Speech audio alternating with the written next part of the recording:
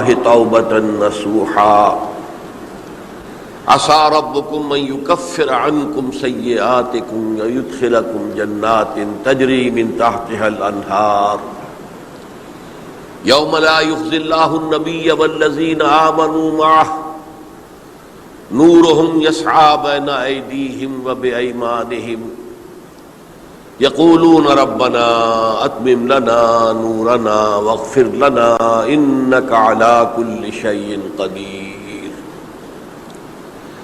وقال عز وجل كما ورد في سورة النور وتوبوا إلى الله جميعا أيها المؤمنون لعلكم تفلحون. وقال جل وعلا كما ورد في سورة الزمر قل يا عبادي الذين أسرفوا على أنفسهم لا تقنطوا من رحمة الله إن الله يغفر الذنوب جميعا صدق الله العظيم. رب اشرح لي صدري ويسر لي أمري واحلل عقدة من لساني يفقهوا قولي. اللهم ربنا ألهمنا رشدنا وأعذنا من شرور أنفسنا. اللهم أرنا الحق حقا وارزقنا اتباعه وأرنا الباطل باطلا وارزقنا اجتنابه. اللهم وفقنا أن نتوب إليك توبة نصوحا آمین یا رب العالمین. آپ میں سے بہت سے حضرات کے علم میں ہوگا اخباری اطلاع کی بنیاد پر کہ میری آج کی گفتگو کا موضوع ہے توبہ کی عظمت اور اس کی تاثیر. اس کا پس منظر یہ ہے کہ پچھلے کئی مہینوں سے میری تقریر جو ہے وہ جو اس وقت عالمگیر حالات ہیں اور جو امت کو خطرات درپیش ہیں اور اس کے ضمن میں جو پیشین گوئیاں احادیث نبویہ میں موجود ہیں، جو میں کم سے کم یوں سمجھیے کہ 25 برس سے بیان کرتا آ رہا ہوں، لیکن اب وہ چشم سر کے سامنے آ رہی ہیں. پہلے وہ صرف یہ کہ انسان کو علمی اعتبار سے معلوم تھی، اب وہ صورتحال آنکھوں کے سامنے ہے. تو اس پر چونکہ گفتگو ہوتی رہی، لیکن ہر مرتبہ گفتگو کا اختتام اس پر ہوا کہ اس کا علاج کیا ہے، بچنے کا راستہ کون سا ہے. تو عام طور پر ایک لفظ پر توبہ، البتہ اس میں انفرادی توبہ، اجتماعی توبہ. انفرادی توبہ سے انسان اپنے گناہوں کی سزا سے بچ جاتا ہے. آخرت میں اللہ تعالیٰ اسے اپنے عفو درگزر کا، اپنی رحمت کا، اپنے فضل کا مستحق قرار دے دیتا ہے. لیکن دنیا میں قوم کی حالت نہیں بدلتی جب تک اجتماعی توبہ نہ ہو. اس اجتماعی توبہ کے ضمن میں مختصراً تو میں نے کچھ باتیں عرض کی ہیں، لیکن پھر بھی چونکہ ہر مرتبہ گفتگو کے اختتام پر یہ بات آتی تھی اور وقت ختم ہو رہا ہوتا تھا، لہذا اس کے بارے میں تفصیل سے گفتگو نہیں ہو سکتی. تو آج میں نے طے کیا کہ جو حالات ہیں وہ تو اب سامنے آ رہے ہیں. جو سلسلہ شروع ہو گیا ہے عراق میں، جس کے بارے میں شیرون صاحب یہ کہہ چکے ہیں کہ عنقریب عراق پر جانے کا پروگرام ہے. یہ جو مڈل ایسٹ کے ممالک ہیں یہ کب وجود میں آئے تھے؟ پچھلی صدی 20ویں صدی میں جو پہلی جنگ عظیم ہوئی، اس سے پہلے یہ پورا علاقہ سلطنت عثمانیہ میں تھا، خلافت عثمانیہ کے تحت. پورا شمالی افریقہ، پورا یہ مغربی ایشیا، حجاز سمیت سارا معاملہ ایک سلطنت، ایک ملک، خلافت کے تحت. پہلی جنگ عظیم کے بعد پھر حصے بکھرے کیے انہوں نے، جیسے کہ مال غنیمت کو بیٹھ کر بعد میں تقسیم کیا جاتا ہے کہ اس عالم عرب کے جو ہیں اب ٹکڑے ٹکڑے کر دو اور انہیں باہم تقسیم کر دو. مصر، عراق یہ برطانیہ، شام، الجزائر یہ فرانس، لیبیا اطالویوں، آگے ہسپانویوں. یہ سارے ٹکڑے جو ہوئے تھے اور ملک بنے تھے، یہ تو اس وقت کی بندر بانٹ تھی۔ اسی طرح اب کہا جا رہا ہے کہ اس جنگ کے بعد حقیقت میں مڈل ایسٹ کا نقشہ تبدیل کر دیا جائے گا۔ یہ صرف چینج آف ریجیم نہیں ہے، چینج آف ریجن ہے، علاقے کا۔ اور اس کو ہم اپنی اصطلاح میں جب کہیں گے تو گویا کہ ایک عظیم تر اسرائیل کے قیام کا منصوبہ ہے جس پر عمل کا آغاز ہو گیا۔ ورنہ اس جنگ کی کوئی وجہ سمجھ میں نہیں آتی، کوئی جرم ثابت نہیں ہوا صدام کا۔ پہلی خلیج کی جنگ میں تو اس کا جرم ثابت تھا، اس نے کویت پر حملہ کیا تھا۔ اس وقت تو کوئی جرم سرے سے ہے ہی نہیں۔ ان کے اپنے معائنہ انسپیکٹر جا کر بتاتے رہے کہ کچھ نہیں دیکھا ہم نے، وہاں کچھ نہیں پایا۔ اس حوالے سے سوچئے کہ کیا جواز، کوئی جواز پوری دنیا میں یہ بات تسلیم کی جاتی ہے کہ بلا جواز حملہ ہے، اور کس قدر شدت سے ہے، کتنی طاقت سے ہے، کتنی قوت سے ہے، کتنی فوجیں آئی ہیں، کتنے جو ہے خلیج کے اندر جہاز کھڑے ہوئے ہیں جن پر سے کہ ہوائی جہاز اڑتے ہیں، کتنے چھوٹے چھوٹے جہاز کھڑے ہوئے ہیں، کہاں کہاں سے حملے ہو رہے ہیں۔ تو اصل میں وہ کتاب الملاحم کے اندر حضور نے جن خبروں کی پیشن گوئی کی تھی وہ اب ہمارے سامنے ہے۔ اسی طرح پاکستان کا معاملہ ہوتے ہوتے رفتہ رفتہ ہمارے گرد گھیرا تنگ ہو رہا ہے۔ ہم پر ایک الزام تو وہ کہتے ہیں کہ آپ چاہے لاکھ دفعہ قسم کھا لیں ہم نہیں مانیں گے، شمالی کوریا کو ایٹمی صلاحیت جو ہے وہ آپ نے فراہم کی، ہمارے پاس ثبوت ہے۔ اس کے بدلے میں ان سے میزائل ٹیکنالوجی آپ نے لی ہے، ہمارے پاس ثبوت ہے۔ اور آپ کشمیر میں کراس بارڈر انفلٹریشن اور ٹیررزم کو روک نہیں سکے، آپ نے نہیں روکا ہے۔ اور یہ جو ہے فنڈامنٹلسٹ جو ہیں آپ کے ملک میں سر اٹھا رہے ہیں، 2 صوبوں میں ان کی حکومتیں بن گئی ہیں، اس سے تو اندیشہ ہے کہ کہیں ایٹمی صلاحیت جو ہے آپ کی وہ ان کے ہاتھ میں نہ چلی جائے، پھر تو وہ القاعدہ اور ٹیررسٹ کے حوالے پہنچ جائے۔ لہذا حالات جو ہے بہت دگرگوں ہیں، اور یہی وجہ ہے کہ اس کا عکس ہمیں نظر آتا ہے بھارت کا جو طرز عمل ہے اس وقت، جس طرح تھریٹننگ انداز اس کا اس وقت ہے، اتنا اس سے پہلے کبھی نہیں تھا۔ وہ کہتے ہیں کہ جو اصول امریکہ نے اختیار کیا ہے کہ جس ملک سے مستقبل میں کوئی اندیشہ ہے اس پر پہلے سے حملہ کرنے کا حق حاصل ہے ہمیں، یہ نہیں کہ اس کا کوئی جرم ثابت ہو، ہمیں اندیشہ ہے لہذا ہمیں حملہ کرنے کا حق حاصل ہے۔ تو اسی طرح پھر ہمیں بھی پاکستان کے اوپر حملہ کرنے کا حق حاصل ہے۔ بہرحال میں ان میں اب زیادہ وقت صرف نہیں کرنا چاہتا، یہ چیزیں تو اب رائٹنگ آن دی وال کی حیثیت سے ہماری نگاہوں کے سامنے ہیں۔ آج میں چاہتا ہوں کہ اس توبہ کے موضوع پر کچھ عرض کروں، اور اس میں بھی ایک خاص بات جس کی طرف کہ میرا ذہن حال ہی میں منتقل ہوا ہے، وہ آج اس میں یوں سمجھیے کہ اضافی طور پر آپ کے سامنے رکھوں گا۔ دیکھیے، توبہ کے بارے میں قرآن مجید میں بے شمار آیات ہیں، اور توبہ جو ہے ہماری دینی تعلیمات کا ایک اہم ستون ہے۔ میں نے ابھی صرف 3 مقامات سے آیات آپ کو سنائی ہے۔ یا ایھا الذین آمنوا توبوا الی اللہ توبۃ نصوحا، اہل ایمان اللہ کی جناب میں توبہ کرو خلوص کے ساتھ، اخلاص کے ساتھ، توبۃ النصوح، زبانی کلامی نہیں، توبہ کی تسبیح نہیں، بالفعل توبہ۔ عسیٰ ربکم ان یکفر عنکم سیئاتکم، امید ہے تمہارا رب تمہاری برائیوں کو تم سے دور کر دے گا۔ یہ توبہ کی تاثیر ہے۔ اگر آپ کے اخلاق اور کردار میں کوئی غلط شے شامل تھی، اللہ تعالیٰ آپ کے کردار کے دامن کو دھو دے گا، اور آپ کے اعمال نامے میں اگر دھبے لگے ہوئے تھے تو اللہ تعالیٰ ان دھبوں کو بھی دھو ڈالے گا۔ عسیٰ ربکم ان یکفر عنکم سیئاتکم ویدخلکم جنات تجری من تحتہا الانہار، اور تمہیں داخل کرے گا ان باغات میں جن کے دامن میں ندیاں بہتی ہوں۔ یوم لا یخزی اللہ النبی والذین آمنوا معہ، وہ دن جس دن اللہ تعالیٰ اپنے نبی کو رسوا نہیں کرے گا، معاذ اللہ ثم معاذ اللہ، اور نبی کے ساتھ ہی ان کو بھی کہ جو ان کے ساتھ ایمان لائے۔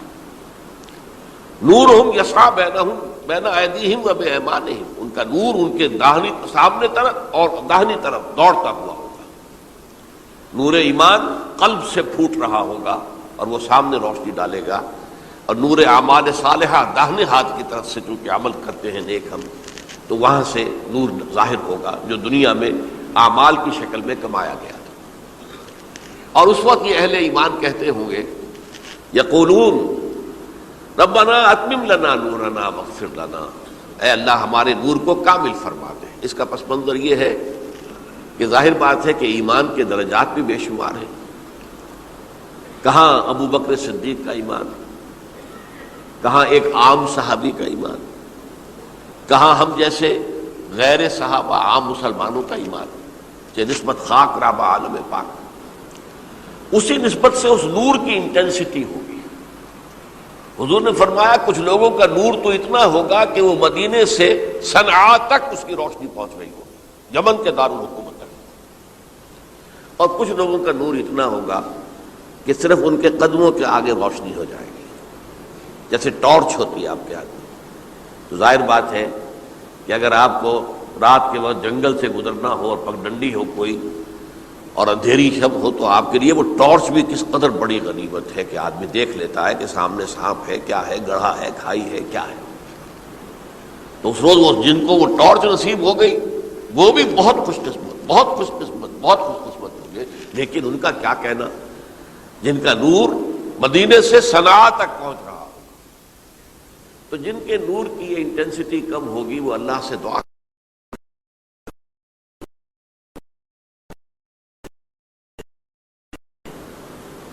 تو نے اپنے ان بندوں پر کتنا فضل کیا ہے، کتنا بڑا نور ان کو عطا کیا۔ اتمم لنا، تو نے اپنے ان بندوں پر کتنا فضل کیا ہے، کتنا بڑا نور ان کو عطا کیا۔ اتمم لنا نورنا، ہمارا نور بھی اس کا اتمام فرما دے، تکمیل کر دے۔ واغفر لنا، اور یہ کیسے ہوگا؟ ایسے ہوگا کہ ہمارے گناہوں کی پردہ پوشی کر دے۔ گناہوں کی پردہ پوشی ہوگی تو پھر اس نور کی انٹینسٹی میں اضافہ ہو جائے۔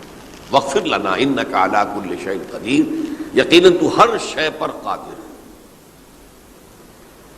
پھر میں نے آپ کو آیت سنائی سورہ نور کی، یہ آیت نمبر 31 بڑی طویل آیت ہے، اس کا آخری ٹکڑا ہے، وَتُوبُوا إِلَى اللَّهِ جَمِيعًا أَيُّهَا الْمُؤْمِنُونَ لَعَلَّكُمْ تُفْلِحُونَ، اے ایمان والو اللہ کی جناب میں سب مل جل کر توبہ کرو تاکہ تم فلاح پاؤ۔ یہ گویا کہ اجتماعی توبہ کا جو میں نے آپ کے سامنے اصطلاح بیان کی ہے، یہ اس کا نقشہ ہے۔ اور ایک اور آیت جو میں نے آپ کو سنائی سورہ زمر کی آیت نمبر 53، بعض لوگوں پر کچھ مایوسی طاری ہو جاتی ہے، ہم اتنے عرصے سے گناہ کرتے چلے آ رہے ہیں، کیسے معافی ہوگی، کیسے ممکن ہے، کیسے چھٹکارا ملے گا؟ ایسے لوگوں کے لیے ان کے اطمینان کے لیے، ان کی دلجوئی کے لیے، ان کی تسلی کے لیے یہ آیت عظیم ترین آیات میں سے قرآن مجید کی۔ قل یا عبادی الذین اسرفوا علی انفسہم، اے نبی کہہ دیجئے اے میرے وہ بندو جنہوں نے اپنی جانوں پر ظلم کیا ہے، ظلم اٹھایا ہے، زیادتی کی ہے۔ تم اگر گناہ کرتے رہے ہو تو اپنی جان پر ظلم کیا ہے، میرا تو کچھ نہیں بگاڑا۔ اللہ تو غنی ہے، اس کی تو سلطنت میں کوئی کمی نہیں آتی۔ ایک حدیث قدسی میں الفاظ آئے ہیں، میرے بندو اگر تم سب کے سب، اولکم و آخرکم و انسکم و جنکم، تمام انس و جن اور اولین سے لے کر آخرین تک کسی بدترین انسان جیسے فاسق و فاجر ہو جائیں، سب ابلیس بن جائیں، تب بھی میری سلطنت میں کوئی کمی نہیں ہوگی۔ اور اگر تم سب کے سب اولین و آخرین اور انس اور جن سب مل کر جو متقی ترین انسان ہو سکتا ہے ویسے بن جاؤ، ابو بکر صدیق بن جاؤ، تب بھی میری سلطنت میں کوئی اضافہ نہیں ہوگا۔ تو اللہ تعالیٰ کا تو کچھ بگڑتا نہیں ہے، انسان گناہ کرتا ہے تو اپنا نقصان کرتا ہے۔ قل یا عبادی الذین اسرفوا علی انفسہم، کہہ دیجئے اے نبی اے میرے وہ بندو جنہوں نے اپنی جانوں پر ظلم کیا ہے، ستم کیا ہے، ظلم ڈھایا ہے، لا تقنطوا من رحمت اللہ۔ میں آج بعض حدیثیں اس موضوع پر آپ کو سناؤں گا، عجیب چشم کشا حدیثیں ہیں۔ میں نے چونکہ اس موضوع پر گفتگو کرنی تھی تو میں نے کچھ اس مرتبہ احادیث کا تفحص کیا، تو واقعہ یہ ہے کہ بعض احادیث پڑھ کر خود میری جو ہے میرے علم میں اضافہ ہوا، ادھر میری توجہ آج تک نہیں گئی تھی۔ لا تقنطوا من رحمت اللہ، اللہ کی رحمت سے مایوس مت ہو۔ ان اللہ یغفر الذنوب جميعا، اللہ تعالیٰ تمام کے تمام گناہ معاف کر دے۔ اللہ تعالیٰ کی قدرت ہے، اللہ کا اختیار ہے، اللہ کا فیصلہ ہے، لہذا مایوس نہ ہو، اصلاح کرو۔ احادیث تو میں بعد میں آپ کو سناؤں گا، اس سے پہلے اس کا فلسفہ سمجھ لیجئے اصل میں کیا ہے۔ دیکھیے، ایک ہے طبیعی اعمال، فزیکل، ان کا ہم دنیا میں اصول یہ دیکھتے ہیں کہ اس کے نتائج لازمی ہوتے ہیں اور ان سے چھٹکارا نہیں مل سکتا۔ آپ نے سنکھیا کھایا ہے تو مریں گے، چائے کھانے کے بعد آپ نے خودکشی کا ارادہ کیا، سنکھیا کھا لیا، اب چاہے آپ پر ندامت ہو، پشیمانی ہو، پریشانی ہو، توبہ کرے، آپ کو بچنے کا کوئی سوال نہیں، مرنا ہی مرنا۔ اللہ یہ کہ اللہ تعالیٰ جو ہے اپنی معجزانہ کسی قدرت سے اس عمل کا جو طبعی نتیجہ ہے اس کو نکلنے سے روک دے۔ آگ کی فطرت ہے کہ وہ جلاتی ہے، اللہ کے حکم کے تحت حضرت ابراہیم کو اس نے نہیں جلایا، یا نار کونی بردن وسلام علی ابراہیم۔ لیکن یہ ہمیشہ نہیں ہوتا، یہ تو ایک دفعہ ہو گیا بس۔ اللہ جب چاہے اب بھی کر سکتا ہے، لیکن یہ روز روز نہیں ہوتا۔ روز روز جو بھی فزیکل لاز ہیں وہ چل رہے ہیں، اگر وہ نہ چلے تو کوئی سائنس پاسبل ہی نہ ہو، کوئی ٹیکنالوجی ممکن ہی نہ ہو۔ یہ تو ان فزیکل کیمیکل لاز جو ہیں ان کا دوام ہے کہ جس کی وجہ سے یہ ساری سائنس اور ٹیکنالوجی اب کہاں سے کہاں پہنچ رہی ہے کہ عروج آدم خاکی سے انجم سہمے جاتے ہیں کہ یہ ٹوٹا ہوا تارا کہیں مہی کا عمل نہ بن جائے۔ تو یہ توبہ جو ہے فزیکل اعمال میں مفید نہیں ہے، چاہے آپ پر یہ احساس میں کیا کر بیٹھا، کیا میں نے کیا، کیوں میں نے کھا لیا یہ سب کیا، وہ تو اب اثر کرے گا۔ یہ ایک بہت بڑا قانون ہے، بہت بڑا قانون۔ ایسا نہیں ہے کہ کسی گناہ سے انسان کی فطرت میں کوئی ایسی مستقل کجی واقع ہو جائے کہ جس کی اصلاح کی کوئی صورت ہی نہ ہو، یہ نہیں ہے۔ بڑے سے بڑے گناہ، بڑے سے بڑے گناہ توبہ کرو، خلوص سے دل سے کرو، جو اس کے اصول ہیں، جو اس کے قواعد ہیں، جو اس کے ضوابط ہیں، جو اس کی شرائط ہیں، ان کو پورا کرو۔ تو بڑے سے بڑے اعمال، برے سے برے اعمال، میں حدیثیں آج آپ کو سناؤں گا، حیران کرو، کیونکہ عام طور پر یہی ہوتا ہے کہ مواعظ میں چونکہ لوگوں کو اصلاح کی ترغیب دلانی ہوتی ہے تو وہ جو انذار کا پہلو ہے اسے زیادہ نمایاں کیا جاتا ہے۔ اللہ کی طرف سے شدید ذو انتقام، اللہ انتقام دینے والا ہے، اللہ سزا دینے والا ہے۔ لیکن یہ دوسرا پہلو جو ہے وہ بھی اپنی جگہ پر بہت اہمیت کا حامل ہے کہ طبیعی اعمال کے نتائج اور عواقب اور اخلاقی اعمال کے نتائج و عواقب یہ ایک جیسے نہیں ہیں۔ اب اس معاملے میں تاریخ مذاہب عالم میں جو بہت بڑی غلطی ہوئی، بہت بڑی غلطی ہوئی، بہت بڑی غلطی ہوئی،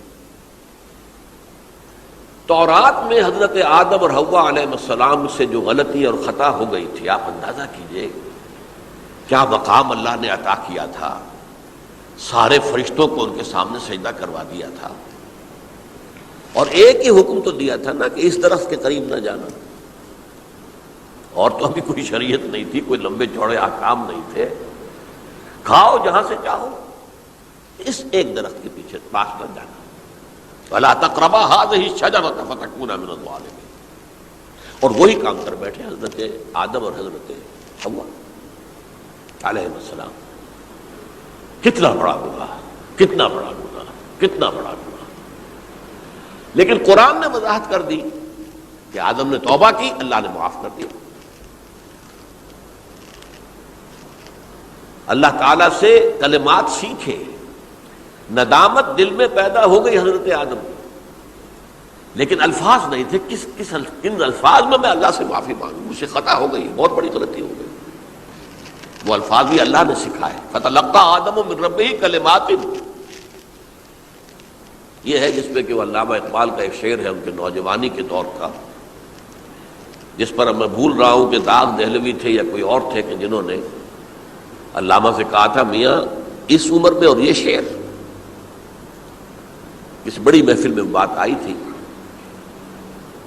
کہ موتی سمجھ کے شان کریمی نے چن لیے قطرے جو تھے میرے عرق انفعال کے۔ انفعال کہتے ہیں عربی میں پشیمانی، شرمندگی، اور عام طور پر جو کسی انسان پر پشیمانی اور شرمندگی طاری ہوتی ہے تو پیشانی جو ہے اس پر کچھ پسینہ سا آتا ہے۔ تو قطرے جو تھے میرے عرق انفعال کے موتی سمجھ کے شان کریمی نے چن لیے، اللہ کی نگاہ میں ان کی اتنی قیمت، ان کی اتنی وقت میرے بندے نے پشیمانی اختیار کی ہے اپنے اس غلط کام کے اوپر، اسے رنج اور افسوس ہو رہا ہے، تو اللہ کی نگاہ میں اس کی یہ عظمت ہے، یہ قدرت ہے۔ تو اللہ تعالیٰ نے جب حضرت آدم کے دل میں وہ پشیمانی پیدا ہو گئی تو الفاظ نہیں تھے، کن الفاظ میں؟ ہم کہتے ہیں نا کہ مجھے سمجھ نہیں آ رہا کہ میں کس منہ سے آپ سے بات کروں، میری یہ حیثیت نہیں ہے، میں کن الفاظ میں اپنی جو ہے خطا کا اعتراف کروں۔ تو اللہ نے وہ کلمات خود سکھا دیے، فَتَلَقَّىٰ آدَمُ مِن رَبِّهِ كَلِمَاتٍ فَتَابَ عَلَيْهِ إِنَّهُ هُوَ التَّوَّابُ الرَّحِيمُ۔ یہ چیز کہیں تورات جب دوبارہ مرتب ہوئی ہے تو وہ نکل گئی، اس میں رہ گئی، باقی اس میں شامل نہیں ہوئی۔ یہ تاریخی اعتبار سے جان لیجئے، تورات جو ہے وہ آج سے 2500 بلکہ 2600 برس قبل سے دنیا سے غائب ہے۔ یہ تورات کا جو نسخہ تھا یروشلم میں 587 قبل مسیح میں جب نبوکدنضر نے، شاید آج کل آپ دیکھ رہے ہوں یہ عراق کی جنگ میں عراق کے جو خاص ڈویژنز ہیں عراقیوں کے ریپبلکن گارڈز کے، ان میں سے ایک کا نام جو ہے وہ نبوکدنضر ڈویژن ہے، ایک کا حمورابی ڈویژن ہے۔ حمورابی جو ہے عراق کا بہت پرانا بادشاہ تھا اور تاریخ انسانی میں سب سے پہلا قانون اس نے مرتب کیا تھا، حمورابی۔ یہ بہت پرانی تہذیب ہے، دنیا کی غالباً سب سے زیادہ اینشنٹ تہذیب جو ہے وہ عراق کی ہے۔ حضرت ابراہیم یہی پیدا ہوئے شہر عور میں۔ تو نبوکدنضر نے جب تباہ کیا تھا یروشلم کو، 6 لاکھ آدمیوں کو قتل کیا اور 6 لاکھ کو قیدی بنا کر لے گیا بیبیلونیا، بابل کا لفظ بھی آج کل آ رہا ہے۔ کسی زمانے میں وہ عظیم شہر تھا دنیا کا، وہ معمولی سا شہر رہ گیا ہے، نئے شہر بڑھ گئے۔ تو اس وقت سے اس نے جب یروشلم میں جو ہیکل سلیمانی حضرت سلیمان کی بنائی ہوئی مسجد تھی اس کو جب گرایا ہے، اس کے بعد سے وہیں پر وہ نسخہ رکھا ہوا تھا تورات کا، پھر دنیا میں وہ نسخہ اب نہیں ہے۔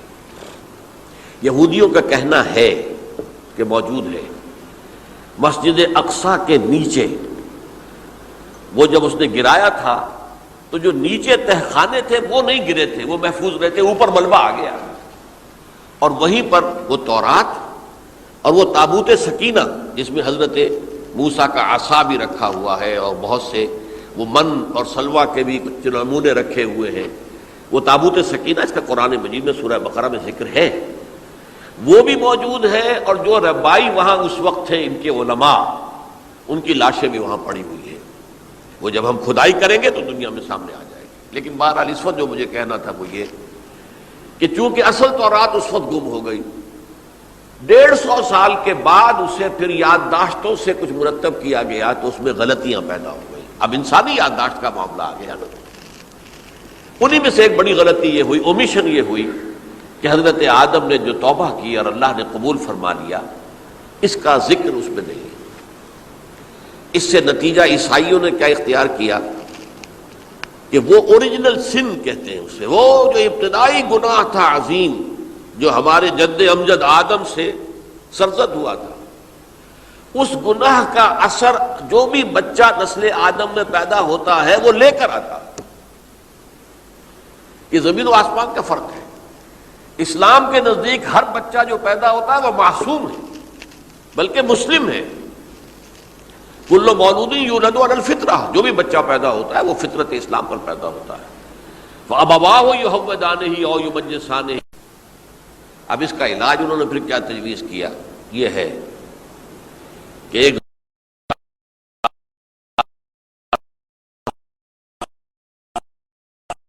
بھی روا دیوار کا۔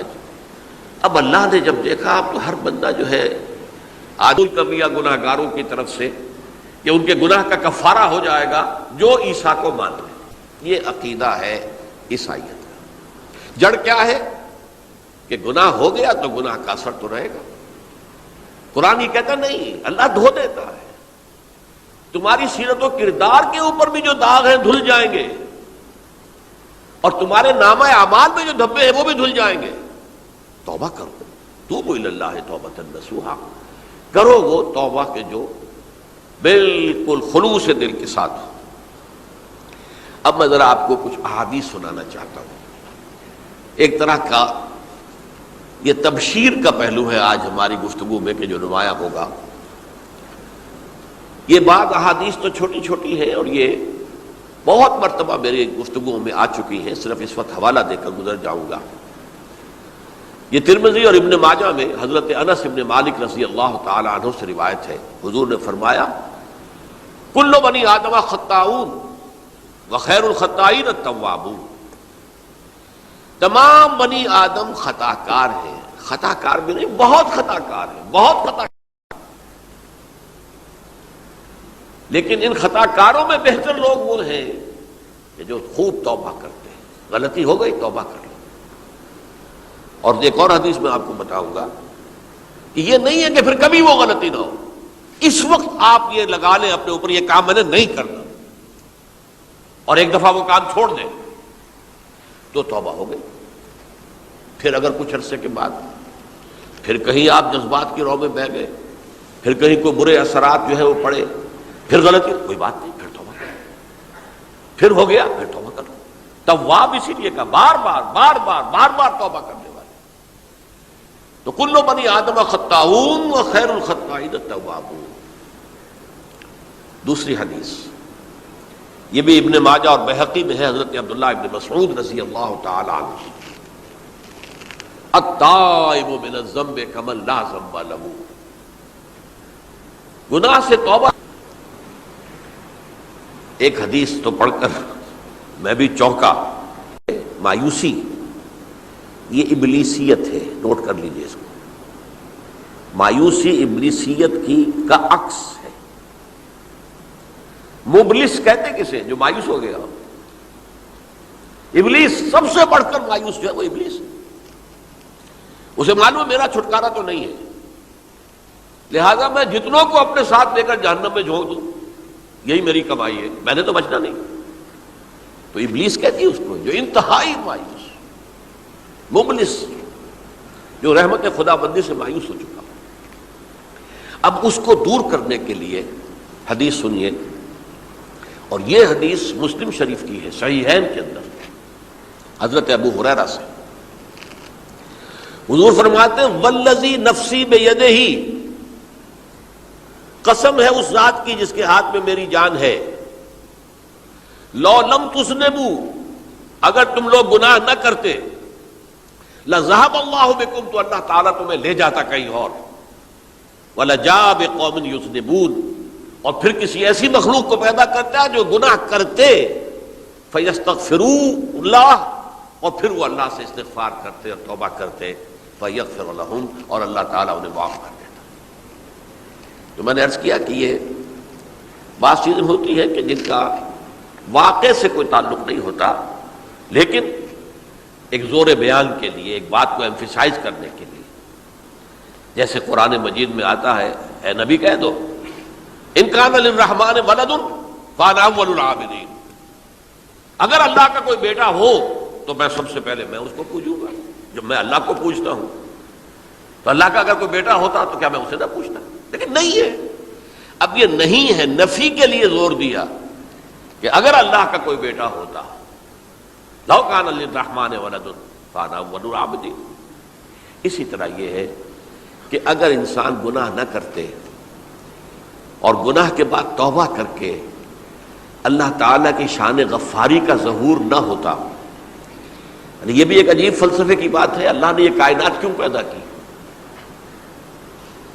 قرآن مجید میں اس کو براہ راست ایڈریس نہیں کیا گیا اس مسئلے کو، میرے علم کی حد تک. ہو سکتا ہے کہیں بہت خفی انداز میں ہو اور ابھی تک میری نگاہ سے بھی جو ہے وہ چھپا رہ گیا، ہو سکتا ہے. قرآن مجید کے غامض نکات ایسے ہو سکتے ہیں. کوئی شخص، میں تو کہتا ہوں کہ اگر کوئی شخص کہتا ہے، میرے بارے میں ایک عالم دین نے کہہ دیا تھا کہ اسے قرآن پر بڑا عبور حاصل ہے، تو میں نے انہیں پیغام پہنچایا، جن صاحب نے مجھے ان کا یہ جملہ سنایا تھا کہ آپ نے قرآن کی توہین کی ہے، قرآن پر عبور کسی انسان کو نہیں ہو سکتا۔ عبور کا مفہوم کیا ہے؟ دریا کے دو کنارے ہیں، آپ اس کنارے سے اس کنارے چلے گئے تو آپ نے عبور کیا دریا۔ قرآن کے کنارے ہیں ہی نہیں، لا پیدا کنار۔ لہذا یہ کہہ دینا کسی کے بارے میں کہ قرآن مجید، اب انہوں نے تو ایک طرح سے میری تعریف کی تھی، میرے ایک ساتھی سے جملہ کہا تھا، ان کے وہ عزیز تھے، تو گویا کہ وہ جو میری تنظیم میں تھے ان کو خوش کرنے کے لیے کہہ دیا ہو یا جو بھی ہو، ان کے دلی جذبات ہو سکتا ہے کہ میں نے کہا انہیں یہ میرا پیغام پہنچا دیجیے، آپ نے قرآن کی توہین کی ہے۔ قرآن پر عبور کسے ہو سکتا ہے؟ نہ معلوم کتنے مقامات ہیں کہ جہاں امام راضی بھی کھڑے ہوئے ایسے نظر آتے ہیں، دہشت زدہ، اعلم ان ھذا المقام مقام غامض مہیب عمیق، ہوشیار کے رہ بردب تیغست قدم رہا، ہوشیار ہو جاؤ، یہ بڑا خطرناک مقام ہے، بہت مشکل مقام ہے، اس کے تہ تک پہنچنا کسی کے لیے ممکن نہیں ہے۔